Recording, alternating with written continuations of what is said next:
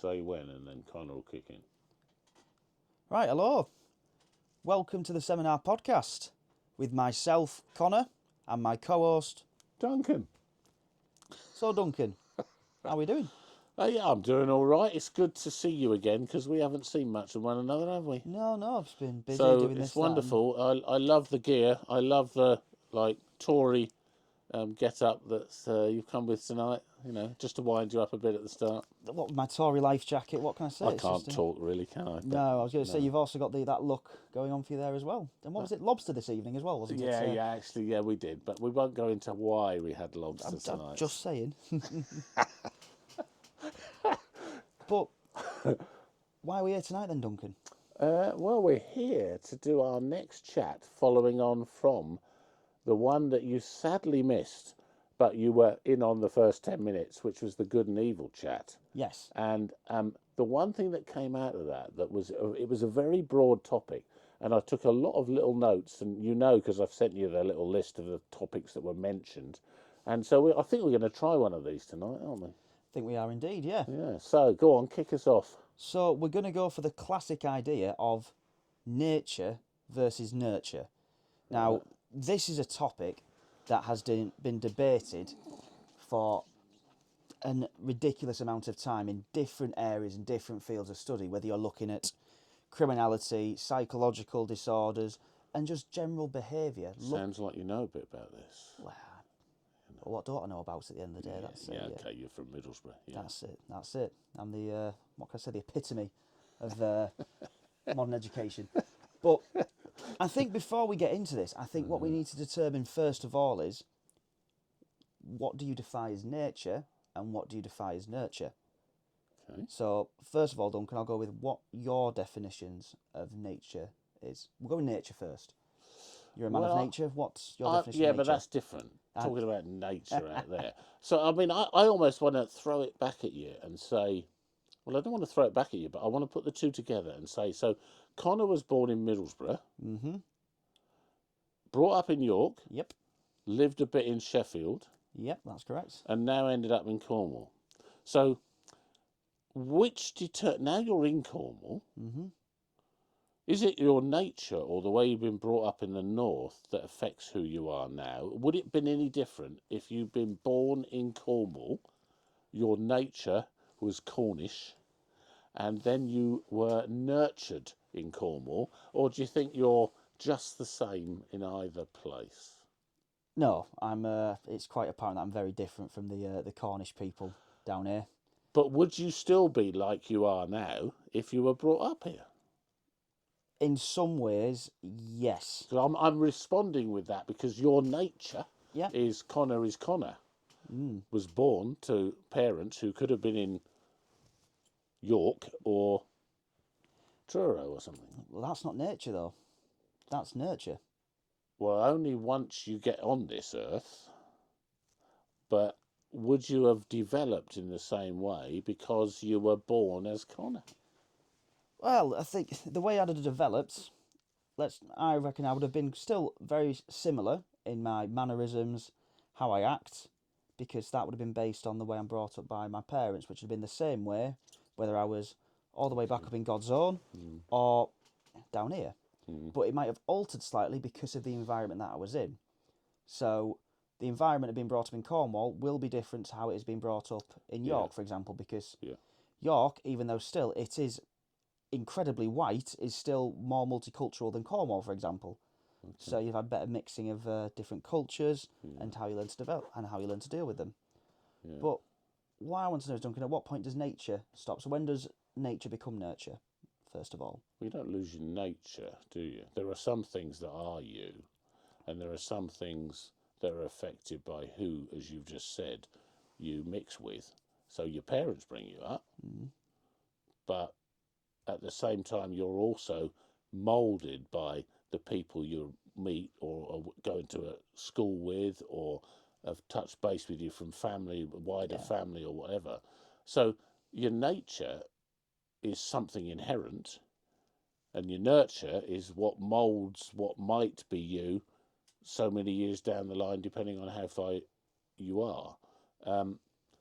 I mean, in not so much theological terms, but people sometimes talk about your nature is, in my faith sort of remit,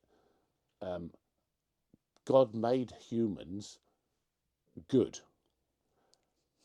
but humans have the freedom to mess up, and because of that, there's a kind of sin nature that has come because of us, which was not as he would have wanted us to be. But the nurture bit, some people talk about too. I mean, this is not set in concrete as a this is what it is. I'm simply saying that how I might have been nurtured might be developed by my sin nurture or my grace nurture, depending on how much of God's grace nurtures or gets hold of me, and how much of my fallenness kind of messes me up. So you sometimes hear people talk about sin nurture and grace nurture. Now, I don't know if that helps, but there's part of me that is still me, as you've said, same parents. I was, I became a human, and that presumably is partly a genetic nature in me, isn't it? So I don't know. How does that? What else? What are you trying to tease So out of me when here, I'm Connor? looking at nature, so obviously as I'm normally going to do, I'm going to put God to the side here. Yeah, yeah, okay. I'm going to go with the more biological, chemical source Yeah. of reasoning. So I'm going to go back to when you said first of all that God created all humans to be good, and then we've sort of gone a bit wayward. Yeah.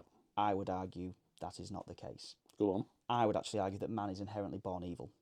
I think we are. I don't disagree with that. My example being, though, Go is on. that I have a little one, Yeah. okay, an angel of Yeah. sorts. Yeah. Yeah. But him, like most of the kids, you've got to teach them to share. You need to teach them Yeah. to be good. Yeah. I think we quoted that in the last Yeah, video. you didn't we? don't teach them to be greedy or selfish. Yeah, but we don't That is their disagree on that one, but Connor. that is their nature. But I would So, say that's the fallenness of humanity. but I that's would. always been the case, though. It's not something that's Yes. developed. Well, it's a kind of what they call an Adamic thing. In other words, it's from Adam, the first man, and Eve, the first woman. So if you take that kind of, whether you believe in Adam and Eve as they were there literally or whatever, the idea that they had the choice and they made the wrong choice, and from that we are in our nature what you're saying, and therefore if we're going to get out of that back to something better, there's got to be a redemptive situation that helps that. Otherwise, we're always that. So going with that, then that we agree that we're naturally I do agree. I do agree. we're born to be that bit more selfish. Yeah. When it comes to things such as maybe crime, for example, Yeah. do you think it is more to do with somebody's nature or how they've been nurtured? I don't know that there's an easy answer to that. I think it can be both. Because which crimes are you talking about? So this gets into your. I know you're probably quite keen to do the degrees of evilness or whatever, or Well, the subjective nature of what is good and evil again. that's always because we could look at many crimes. It can be such things such as maybe a low level crime, which is also part of degrees, such as maybe stealing or anything like that, all the way up to your more serious crimes such as murder, anything on those lines. And the idea basically being nature or nurture, what type of crime is that most likely to be associated with? Would you treat them differently if you knew which one it was? In what respect? Well, if you thought it was a crime that came from the person's nature, would you be thinking then that you'd be handling it differently to if it was a crime based on how they were brought up? No, I treat all crime the same, which is punish hard.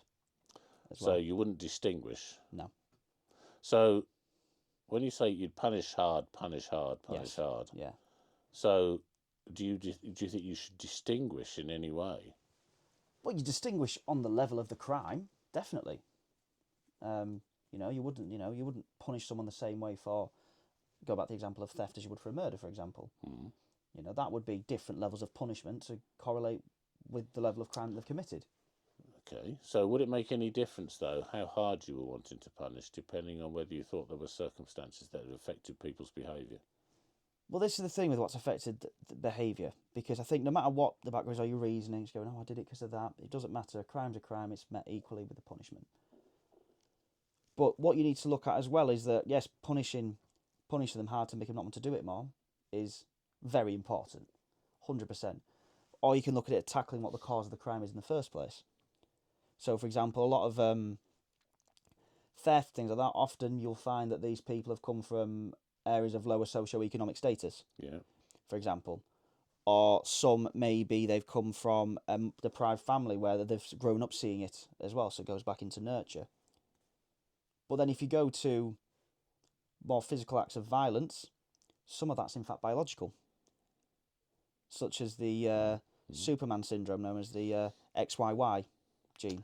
Well, if it is their nature, Some people it is. why would you feel that they should be treated in a way harshly on the basis that they didn't have anything to do with it? If it's their nature, then they're still wholly responsible. It's still them. Yeah, and obviously it affects people.